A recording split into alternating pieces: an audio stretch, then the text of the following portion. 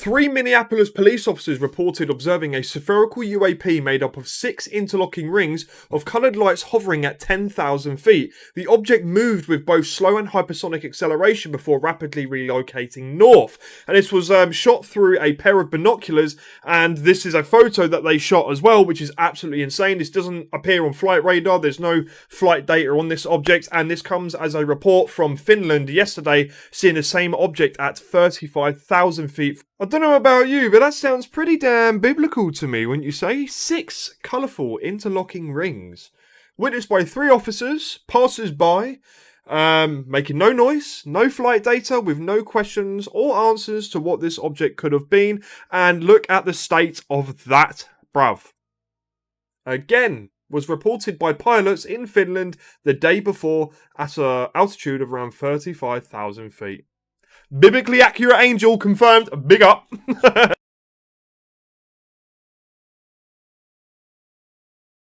Flat. The world is flat. Confirmed. Completely flat. Completely flat. And ice wall? What's beyond the ice wall? You get to that and you go down and the gravity works in a different direction. So when it rains, it doesn't fall on the floor, it falls up. Is there another world beyond the ice wall? Yeah. Wow. Guys, this might upset a few people, but I'm actually not a flat earther. I'm somewhere in the middle.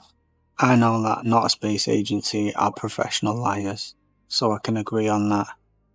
But after watching this, I looked into other pilots that have said similar things, and there is a lot of other pilots that are saying the exact same thing as this guy. To become a pilot, it takes a lot of effort, a lot of hard work, and a lot of money. So it's like, why would these guys want to ruin the credibility by saying something that sounds ridiculous to the average thinking person? And as for beyond the ice wall, I definitely believe that. I'm not sure if the earth is flat, but there is definitely landmass that they have not told us about. And if anyone wants to dive down that rabbit hole, just check out Admiral Byrd's diary.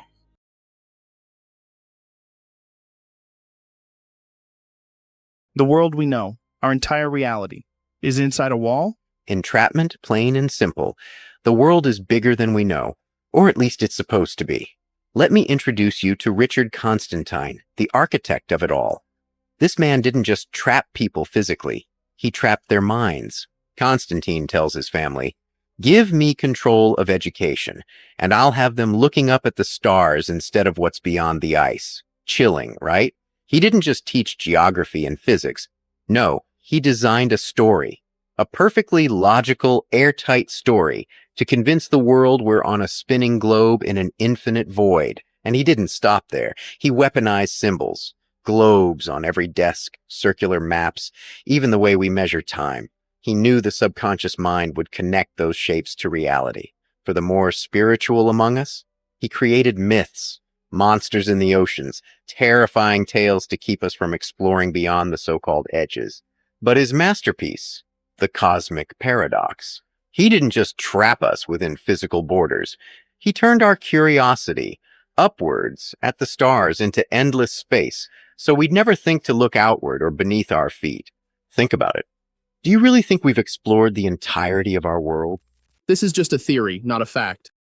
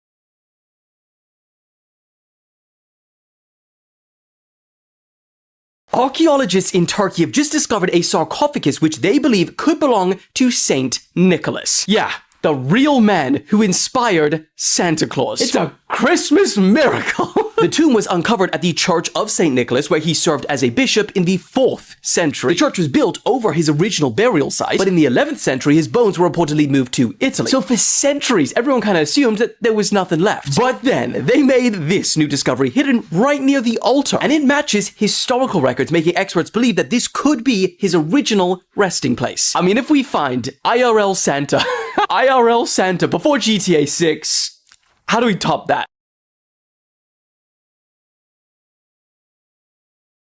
Have you seen that formation in Africa? The recap rings? structure. What are your thoughts on that? I think it's natural. I first discovered that 20 years ago, thinking this might be a multi-ringed impact structure. Research showed there's a magma body beneath the structure. So you can see there's this whole magma chamber beneath the thing. Pressure from below causing an updoming. Multiple layers like this. You've got a circular updoming.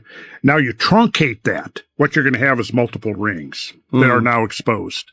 Right there is from Plato. That's the ringed city of Atlantis to scale structure. So it's much smaller. Much in smaller. scale. Plato's scale was based on what? It was based on the stade, which is 607 feet. It's where we get the word stadium from. Oh, wow. Is there an area of the world that seems likely? Yeah. Why is that? Without doing an 18-hour presentation. Oh, come on, Joe. Can't we have pizza brought in? We can.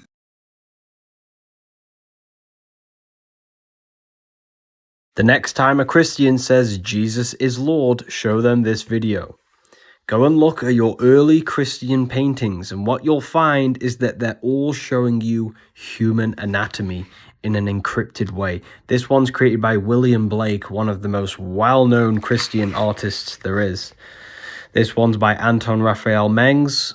This is all human anatomy.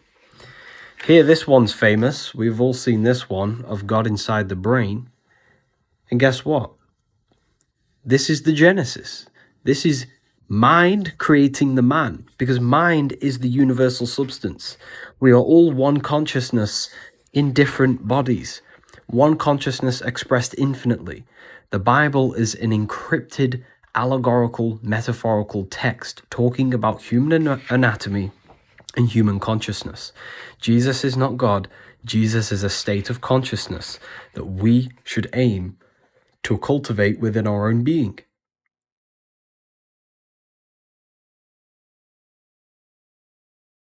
Here it is, video footage of the Serpent's Gate, also known as the entrance of the ice wall, also known as the Summer's Gate because it opens up at a certain period of the summer where the sun gets so close to Antarctica that it melts an opening in the ice wall, creating an entrance. And I was thinking, you know, I can't trust anyone anymore, so I think I'm just going to get in a boat, spend like $4,000 on it, get a single person boat, and sail all the way down from the Mississippi in Minnesota, which is where I'm at now, and sail all the way down there to Antarctica. It'd only take about 3 months, and I could make videos along the way.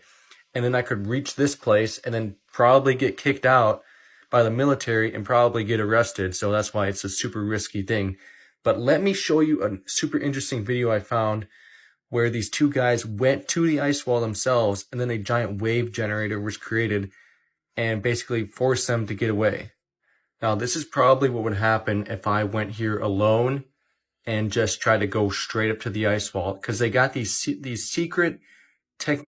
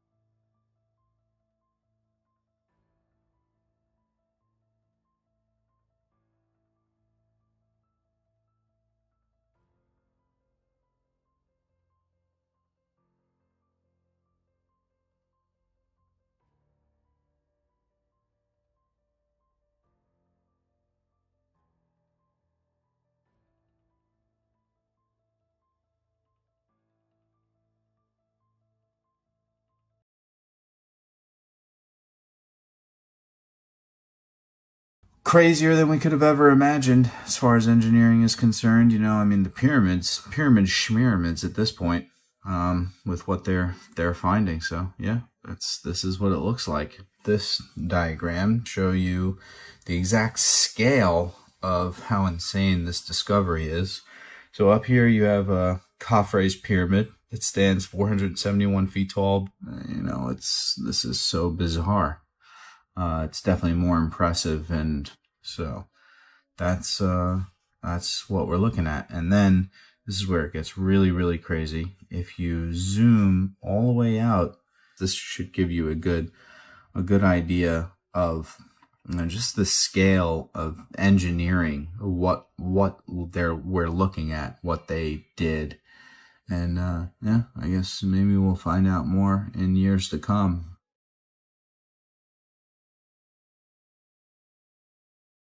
Now, why is the South Pole important? Why do we go down there?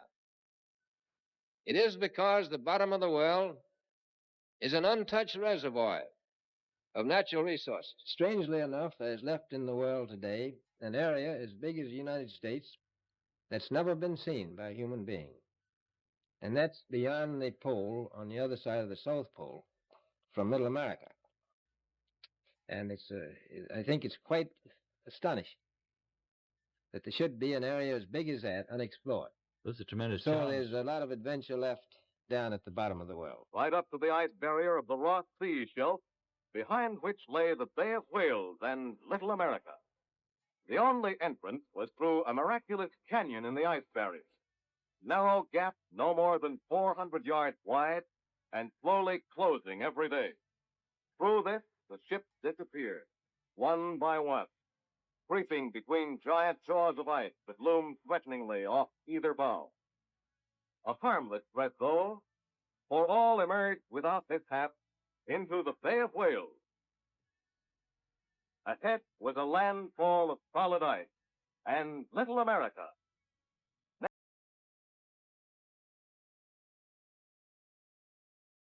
This pyramid at Chichen Itza, the bottom of the stairway, in fact, the bottom of all its stairways, on each side, there's the head of an enormous serpent. But the balustrade up the side of the stairway is just completely plain. But on the spring equinox, towards sunset, between about 5 o'clock in the evening and 5:45 in the evening, this magical effect occurs. And the shadows of the corner of the pyramid are cast on the balustrade of that stairway, and they create the shadow form of a serpent, of an undulating serpent, which joins with that serpent head. And that only happens on the equinox and not at any other time. So they pinpointed it precisely. They oriented their pyramid precisely so that one part could cast a shadow on another on that special day.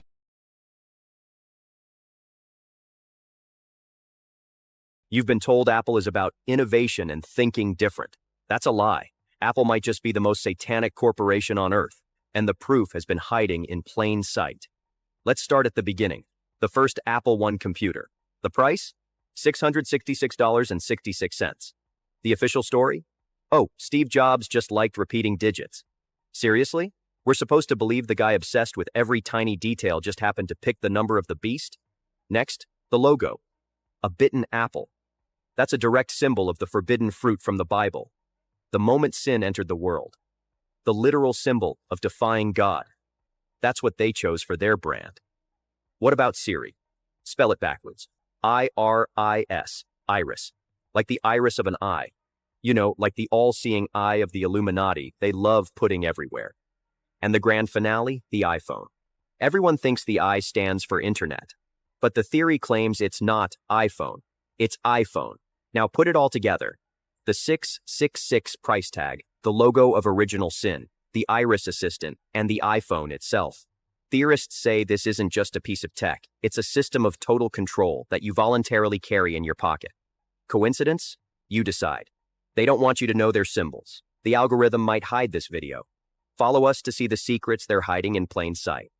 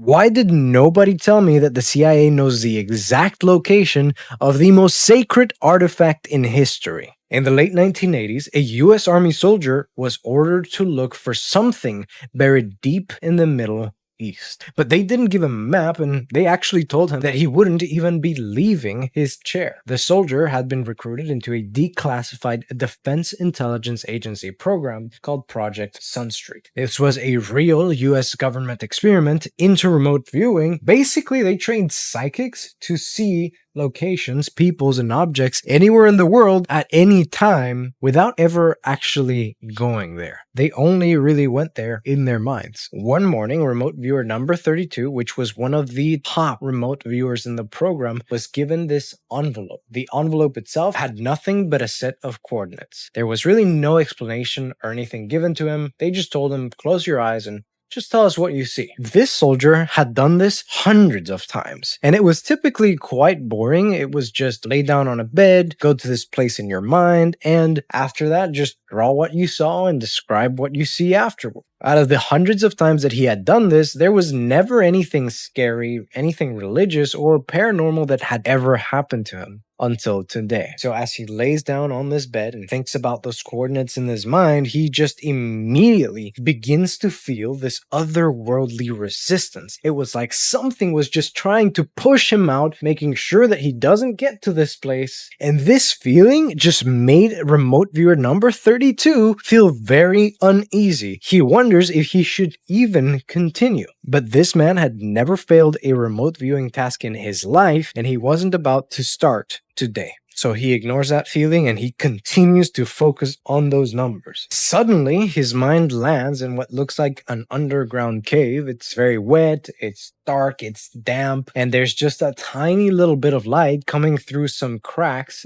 on the stone ceiling. Now, from the moment he landed in that room, he felt like he was very diligently just being watched. There was like this pressure on his shoulders, you know. He felt like there was someone else in the room with him. And he had this eerie sensation that whatever he did, that thing that was in the room with him would come after him if he so much as laid his hands on what was in the center of that room. He then hears some voices that told him something that sent a chill down his spine and made him leave this viewing session immediately after. Now, what you're about to hear next is the description of what this man wrote about the place. This is completely unedited and it's in the official CIA statement. Now, before we get into it, if you enjoy this type of content, consider liking and following the page. But without further ado, let's jump into the official CIA statement. Target is in a container decorated with seraphim. Target is located somewhere in the Middle East, as the language spoken by the individuals seem to be Arabic. The target is hidden underground. It has something to do with ceremony, with memory, and the resurrection. There is an aspect of spirituality, lessons and historical knowledge that are far beyond what we know. The target is protected by entities. The container cannot be opened until the time is deemed correct. Individuals opening the container by prying or striking are destroyed by the container's protectors through a use of power unknown to us. The container in the center of that room wasn't just any coffin or mummy or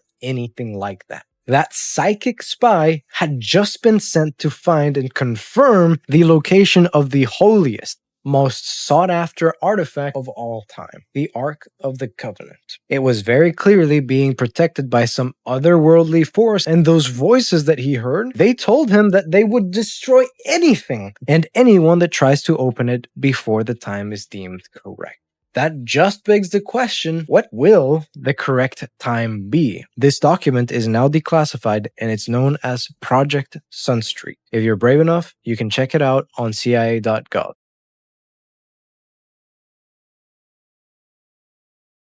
What is hiding beneath Mount Shasta? In 1904, a man by the name of J.C. Brown was prospecting for gold at Mount Shasta when he discovered a mysterious cave. He followed the empty tunnel for 11 miles, and at the end of it, he found a lost city, with hieroglyphics written all over the walls. As he went deeper into the city, he found a chamber with 27 tombs, which had skeletons in them, except that the skeletons were over 10 feet tall. He hid the entrance to the city and kept the information to himself. However, he obsessed over it in secret. And finally, after 30 years, he put together a team of 80 people to go back and explore the city. However, on the day the expedition was supposed to begin, J.C. Brown vanished and was never seen or heard from again. So, did J.C. Brown stumble on a secret that someone was trying to hide? And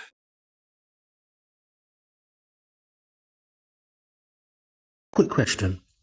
Has anyone ever noticed that some buildings have windows built into the floor? These buildings are all over the world. I know you see them. You just didn't know what you was looking at. Look at this one. Windows partly boarded up at the bottom and door seemed to be built completely in the wrong place. What if I told you that door was once a window? A bit like this house here. The steps that lead up to a door, those doors were once windows. And if you can see the windows on the left and the right hand side, they're buried underground, facing a wall. The whole point of having a window is to look out. Now let me tell you the reason why houses are built like this. Because in fact, these buildings are buried underground. Oh my days! Oh my diddy. So this building, after being excavated, this is what was discovered.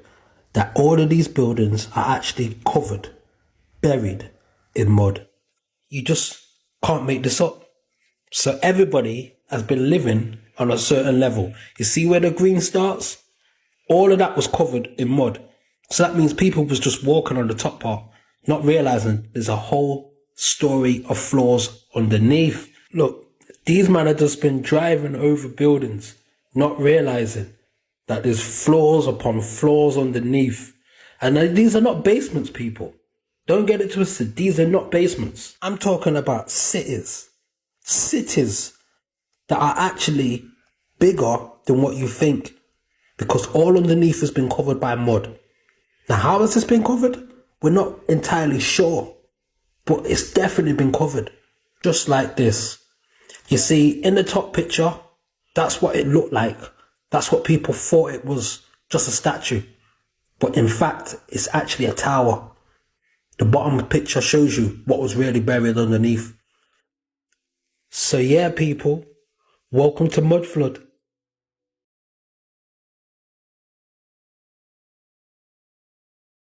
Take a look very closely at this 1913 photo of Parramatta Road in Sydney, Australia. What do you notice? On the left you see power lines, but on the right is different. We see the same poles around the world, here, here, and here.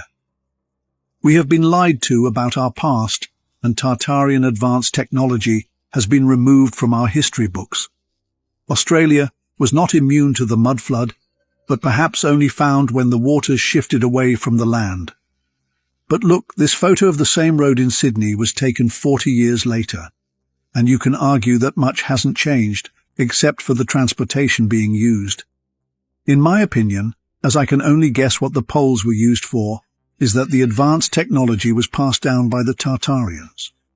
Australia may have been underwater for 250 years or so for it to be founded in what they say 1788.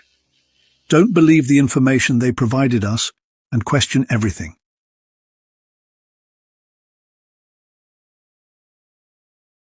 For 2,000 years, an entire village in China used what they thought were bottomless ponds. They were wrong. What lay beneath would rewrite everything we know about ancient civilizations. In the early morning of June 18, 1992, a man named Wu Anai was staring into the dark water of his local pond. But this wasn't just any pond. It was actually one of 5. These rectangular bodies of water had existed in Wu Anai's village of Cheyenne Bay Kun for as long as anyone could remember. And at that time, these ponds had proven to be something of a mystery to everyone in town. The children had been warned away from them since before his grandfather's time, though the warnings never explained exactly why. Adults would just shake their heads and change the subject when asked about it. Wu Anai had tried plenty of times as a boy, but nobody ever gave him a straight answer. Because these ponds scattered throughout this small farming community in Zhejiang province in China were locally famous for being bottomless. No matter how hard they tried, no one had ever managed to determine just how deep they went. These ponds became a source of both practical use and persistent mystery for generations. Wu had lived in Shion-Baekun his entire life, and like everybody else there, he had grown up fishing and collecting water from them. But also, like everyone else, he had always wondered just how deep they really were. He was going to find out what was at the bottom. From time to time, curious villagers would take out these long bamboo poles and probe as deep as they could to try and measure the depth, but they never could. They would just push the poles down until the entire length disappeared beneath the surface, yet they never felt the poles hit the bottom, and the ends always came up clean.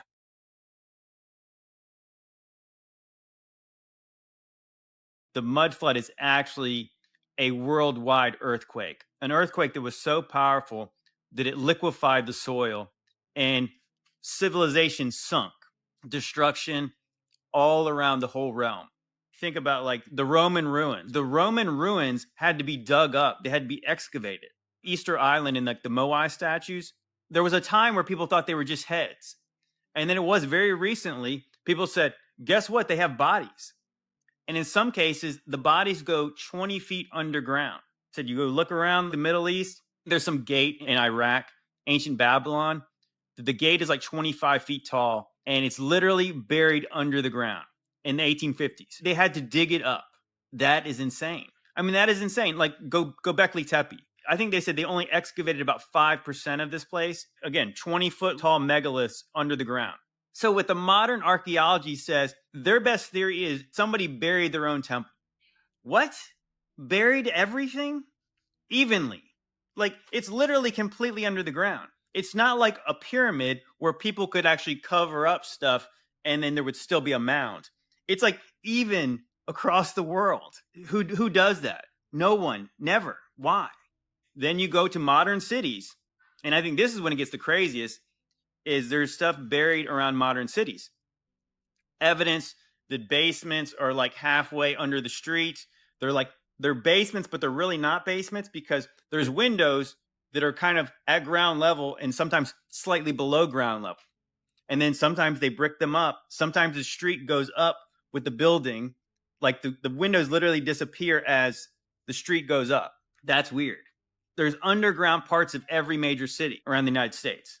Underground Atlanta, underground Portland, underground Sacramento, underground Seattle.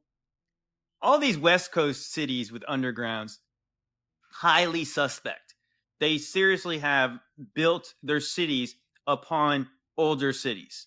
What we're told is the people before us were more primitive than us. Obviously, they don't have the advanced excavating equipment and all that stuff. And yet it was very common back in the day to build things underground. Wouldn't it be harder to do that without all the heavy equipment we have now? But we don't do that now for some reason. When if you think you're more advanced than the previous civilization, well, it'd be likely that you could do the same things, except you could do it faster and cheaper because you have better equipment, right? You got better tools. But they don't do that. So I think that's what leads us to believe that we are on the other side. We are on the wrong side of the peak of civilization.